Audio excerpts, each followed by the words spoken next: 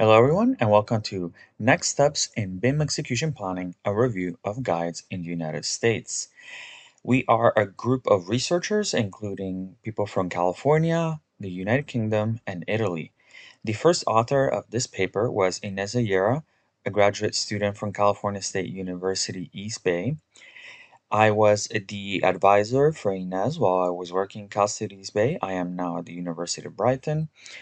My name is Fadi Castronovo, and we also collaborated together with Silvia Mastrolembo Ventura and Dragana Nikolic, each from the University of Brescia and the University of Reading in the United Kingdom and the University of Brescia in Italy. Today we will be going over an introduction with a review of current research and also current topics related to BIM execution planning.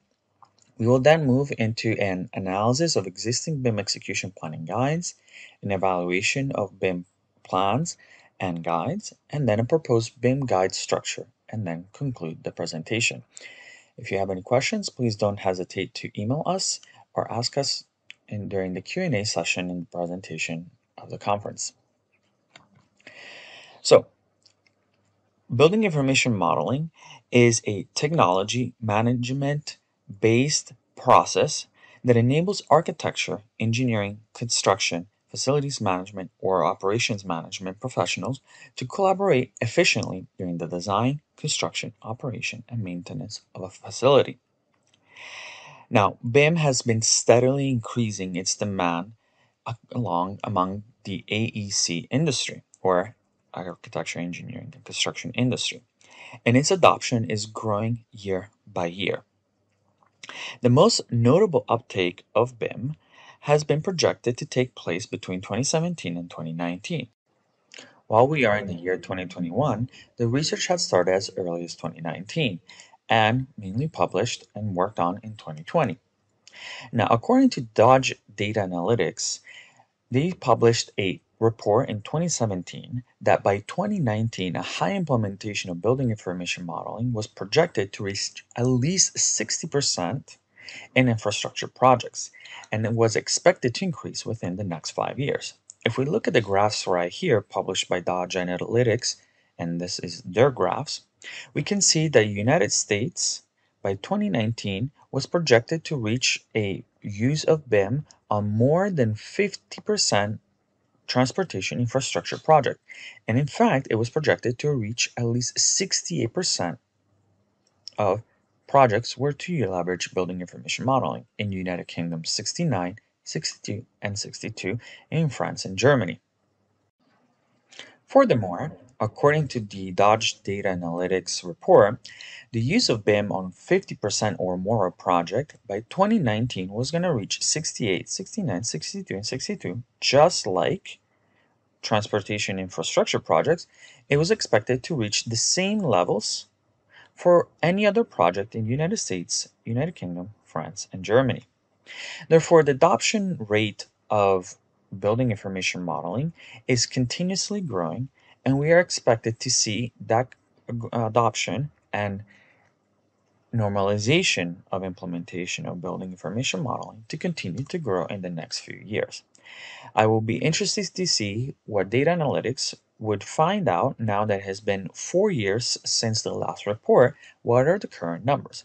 However, even though this report was published in 2017, we know that building information modeling, based on these reports and other reports published by Dodge Data Analytics, that building information modeling has been adopted quite widely in the industry. Now, with this increased building information modeling adoption, a push and a big effort in the development of standard guidelines has been put forward, ranging from ISO standards to BIM execution planning guides. What researchers and professionals have started to work on is how to identify the uses, the goals, and the processes that we need to take place in order to ensure that all parties are aware of project requirements and responsibilities. The latest push has been the publishing of the ISO standard 19650. Now, In addition to the ISO standards, we also have, as I mentioned, quite a lot of different building information modeling execution plans. And the purpose of this research was to look at that aspect or those publications, especially in the United States. Now, there are several BIM execution planning templates and guides that a project team can choose from. Now, this can be, though, a challenge for any type of stakeholder that wants to implement BIM or wants to leverage a BIM execution planning guide because there are so many, and this variety of BIM execution planning guides can present a challenge to a project team that wants to choose a guide that best fits their needs. And if they want to start their project, which is the best BIM execution planning guide? Or what are the most important aspects and factors or sections that one must look at when thinking about developing a BIM execution plan or implement BIM in their project? But before we go over the different types of BIM execution planning guides that are out there, I wanted to further define what is a BIM execution planning guide. A BIM execution planning guide is a procedure or a process to ensure that all parties are in agreement of project requirements and responsibilities. And therefore, we use these planning guides and templates in order to ensure that we are all, meaning we stakeholders, are all in agreement of the project requirements and responsibilities.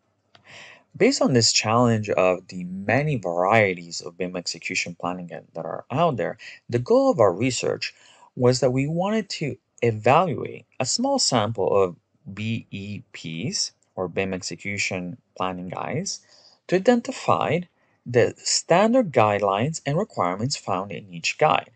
By performing this analysis, we then suggested the essential guidelines that must be followed when developing a future BIM execution planning template or guidelines.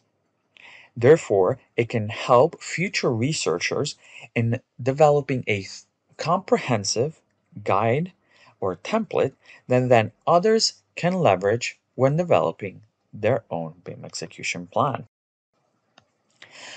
To achieve this goal, or to address the objectives that we have set out for this research, a brief review of international BEPs yielded numerous and dense results with information. However, we decided to focus, at least to begin, in performing research and focusing on BIM execution planning guides used in the United States to be consistent when comparing to a baseline BIM execution planning guide. And we'll talk about what that baseline will be in a minute. However, as I mentioned, we wanted to just at least start with a small sample size to then have a baseline to then bring it and expand towards international BIM execution planning guides as well.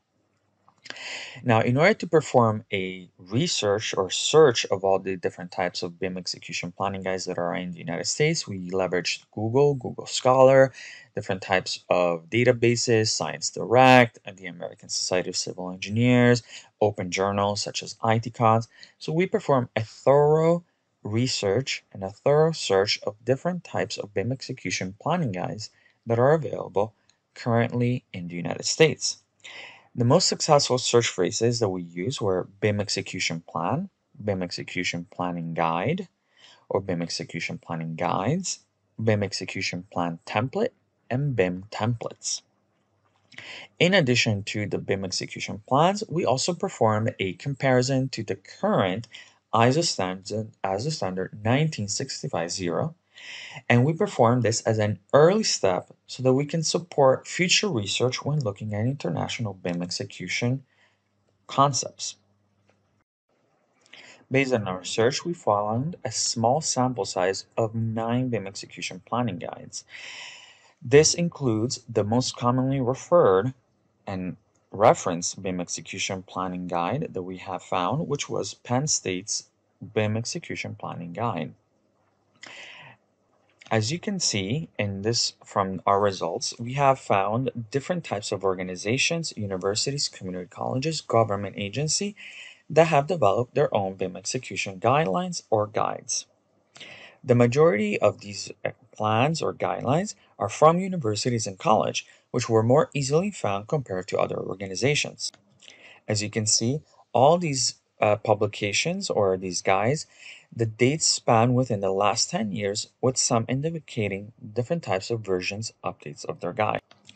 After we found these 9 samples, what we did as a first step was to choose and evaluate a baseline BIM execution planning guide. To do that, we chose the BIM execution planning guide developed by Penn State at the Computer Integrated Construction Research Program. What we then did was a comprehensive review of the baseline BEPs, and this included all significant components within each section of the reference samples that we looked at before. Based on a template, and I'm going to zoom in, based on the guideline or the standard BEP or the baseline that we chose, we then mapped out for each guideline or for each guide the different sections to the baseline BEP developed by Penn State. This allowed us to identify what were the sections that have already implemented in the baseline and identify what were the sections that were in addition to the baseline. This effort of mapping out the 8 different types of BIM execution planning guides to the baseline allowed us to identify which were the most common sections and how they align to the baseline BIM execution planning guide, and in addition, the common sections that were not aligned to the BIM execution planning guide. By identifying the sections that were not aligned or not present in the baseline, we could then come up with recommendations or recommended sections that future developers of BIM execution guidance or guidelines should include when they are developing their own guides. Now, these recommendations were collected in a proposed BIM guide structure. This BIM guide structure included not only the baseline identified or developed by Penn State, but it included, as I mentioned, all the different sections that were developed or proposed by the other BIM execution guides that we found in our research. In addition to the baseline sections, we also suggested additional sections as well. When we were identifying the main sections that we wanted to propose in a new BIM guide structure, we also thought about 3 major recommendations when thinking about developing a new guide. First being design project management. In reviewing the BIM execution plans, several organizations included deliverables for each design phase as part of the guide. This is a crucial component in managing design development and maintaining the overall project schedule by providing the required development at each phase for review and revisions. This breaks down the whole process into tangible sections to manage, track, and ultimately approve progress and payment of the consultant or contractor's work being performed. The inclusion of these design phases within the BEP or BIM execution plan assists with the overall design management of a project. Without an outline of deliverables and directions provided, managing expectation will be increasingly difficult. Therefore, that's why we actually included this section. The updated BEP includes the breakdown of design phases leading up to bidding or, depending on the delivery method, into construction phase, and finally completing the project with the closeout phase. Another major consideration that we took into account was the industry best practices for contracts. Now, contract management is another topic that we wanted to really consider because executed contracts are legally binding and should be addressed within a BIM execution planning guide. And they must indicate the type of contracts, the requirements to adhere, and therefore to enforce the contracts. These contracts include various terms or clauses, including responsibility, services, termination of fee, payment method, and exhibits as well. Now, typically contracts on publicly funded projects are more stringent and privately, and therefore one should be accounting for that when developing their BIM execution planning guide. Therefore, we must also reference or add also the owner standards within a contract provided as an opportunity for the BIM execution planning guide, which communicates the project requirements and deliverables. Now, the last section or the last consideration that we took into account was also a section regarding lessons learned. This section might seem like a part that might not be really suited or that might not be commonly implemented, but because it is not commonly implemented and it has quite a lot of value, adding lessons learned is quite important as it allows for future and continuous improvement for future projects. Now, let's conclude this presentation by talking about what this study did and what the study should do in the future. In this study, we explored 9 different BIM execution planning guides as well as the ISO standard 1965 and how the various comprehensive plan compare to a baseline BIM execution planning guide, in this case the Penn State BIM execution planning guide. And this was chosen to be the building block on which many actual BIM execution plans are developed from. By using this baseline, we then compared the other 8 BIM execution planning guides to the baseline, and we identified the sections that were most commonly present in these BIM execution planning guides and the sections that were suggested for future development of BIM execution planning guides. We eventually also proposed a new structure of a BIM execution planning guide, not only including what was performed by others, but also including suggested new sections and considerations when thinking about developing a new BIM execution planning guide. Some of the next steps would be to examine some of the contextual factors and the extent to which a BIM execution planning guide can be truly standardized. What are the considerations that must be included when thinking about a standard BIM execution planning guide?